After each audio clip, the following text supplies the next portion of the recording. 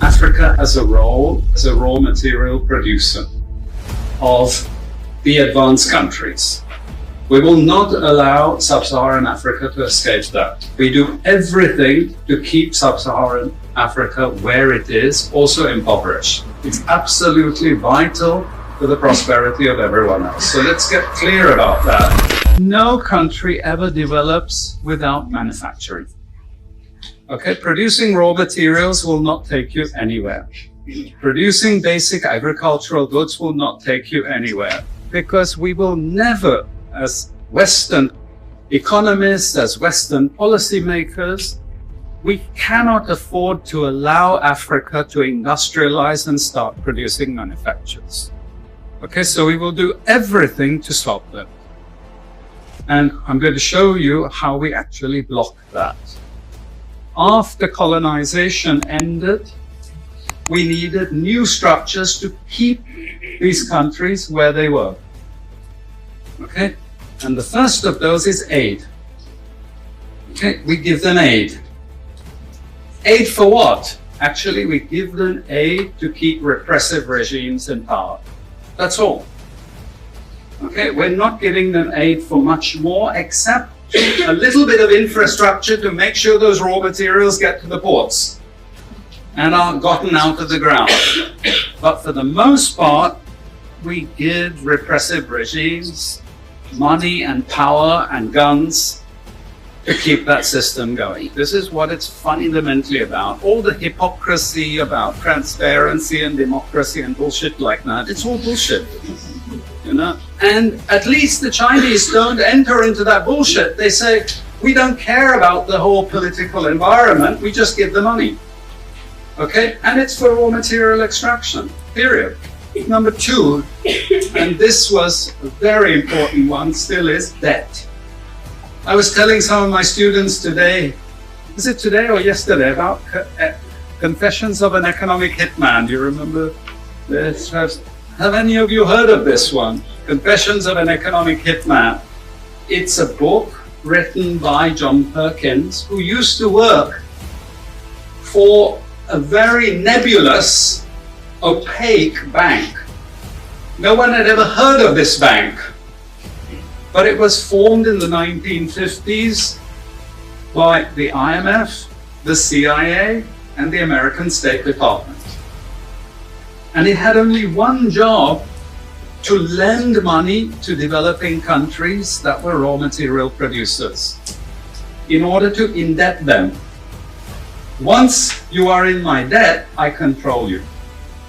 Okay? And this bank had 4,000 employees, but no one ever heard of this bank, you see? But it would go to country after country offering loans. And if the president did not accept the loan, they were killed. And he gives two examples of presidents who were killed when they did not accept the loan. You see, the lending is also very important to trap the country. It is very important. It's part of that process. I teach in Suriname. And Suriname in recent times had a huge foreign exchange reserve. So big they didn't need to borrow money. And then one of my students, who was very high up in government, he said, you know, the IMF is trying to convince us to borrow money from foreigners. Why? I thought, duh, you know, sorry about this, but, you know, this is the game. And in the end, Suriname did borrow this money because the IMF said, if foreigners lend to you, then everyone will think Suriname is such a strong economy that foreigners are interested in lending to you. You understand? Before Lula came to power, you know, the previous president in Brazil, Cardoso, his predecessor, took a gigantic international loan. No necessity for taking the loan. Why? Because once I catch you with the debt strings, I hold you forever. You are my prisoner. Okay, so debt has been this huge spider's web which has trapped Sub-Saharan Africa and keeps them held there. Aid, debt. we have a third structure, which is again not known by many people, but it's something that was put in place and continues to this very day, with no one discussing it. No one says anything about it. It is monopoly buying structures. This is for all raw materials and basic agricultural goods produced by developing countries.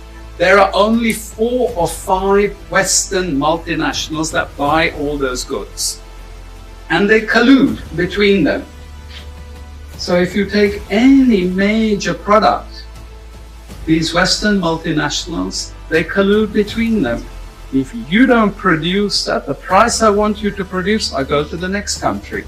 You see, we get control. So these buyers, they impose that control and they keep pushing the prices down and down and down. Okay, this is the game.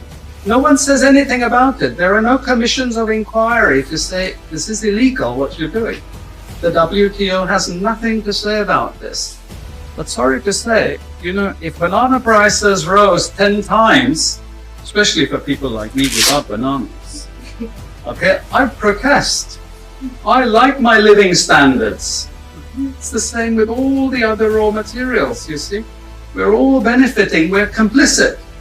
We're actually complicit in this because we will protest and shout out if the situation ever changed. IMF, World Bank, WTO. We always think evil creatures, horrible. It's not. It's just economics. It's economic warfare. The rich declare war on the poor. It happens everywhere. It happens in a country. The rich control the government. Of course they do. You really believe you have democracy? Come on.